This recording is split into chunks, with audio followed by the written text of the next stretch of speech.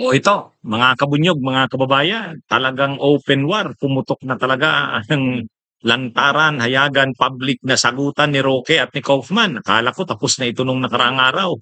Pero hindi.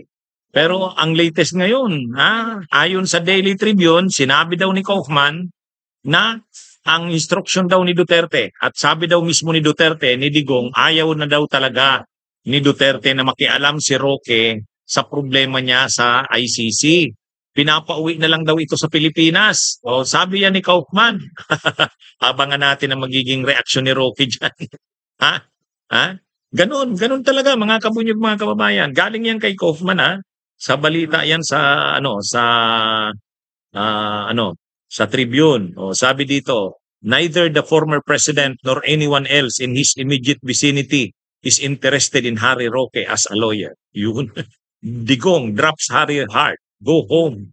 Oh, sabi dito, break it to me gently. Harry Roque is not wanted by Duterte or anyone near him. The former president would prefer Mr. Roque stop interfering and return to the Philippines, where his talents and troubles are better suited, where at least Boeing is expecting him. This was made painfully clear by Duterte's lead counsel, Nicholas Kaufman, in an interview that should have ended the fantasy once and for all. Duterte's lead counsel also exposed Roque's supposed crazy attempt to sue the Dutch government while begging them to release Duterte. From day one, Roque has undermined me and misled the public, Kaufman said. No one is interested in him as a lawyer. Wow, ang tindi ang tindi ng mga tira ni ang tindi ng mga tira ah, ni Kaufman kay Roque Sigurado mayroon na namang reactions dito si Roque. Ha? Ano na rin kasi, napipiko na rin si Kaufman, lahat na lang ng ginagawa niya kinokomentaryuhan ni Roque, o yun. Ha? Ang ano naman kasi ni Roque, hindi na raw niya malaman kung ano nang ginagawa rin ni Kaufman.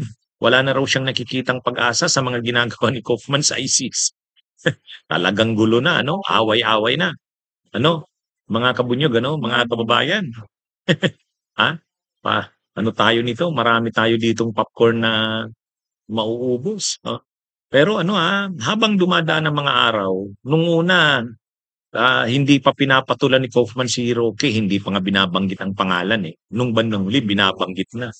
At ngayon, matindi na. Nung nakaraang araw, tinawag niya crazy yung idea ni Roque. Ngayon, hindi na. Yan na Sinasabi na mismo ni Kaufman, sabi daw ni Duterte, umuwi na si Roque sa Pilipinas. ha? Kaya pala ngayon, may live si Maharlika, tinitira si tinitira si si Kaufman. Ah, ang kinokomentaryuhan nila Roque at nila Maharlika, ano daw, bakit daw ang posisyon ni Kaufman bukas siyang makipag-usap kay Marcos. Wala naman daw 'yan. Bakit daw makikipag-usap kay Marcos? Gayong ito nga daw ang nagpakulong, nag-surrender sa ICC. So ayaw ni Roque noon, ayaw nila noon. Ay si Kaufman, sabi niya kung ipapatawag siya ng Malacanang, bukas siyang makipag-usap.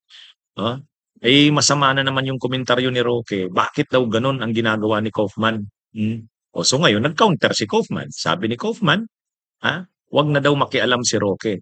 Ang gusto daw ng presidente ni Digong, umuwi na ito sa Pilipinas. Wala daw gustong kumuhang lawyer kay Roque. Kaya nang nagbuo siya ng team, hindi niya sinaba si Roque. O ibig sabihin, yung pala, ang Duterte mismo, si Sara sa si Digong, ayaw kay Roque. Paano yan, Roque? Medyo mabigat yan. Mabigat na, yan. Hindi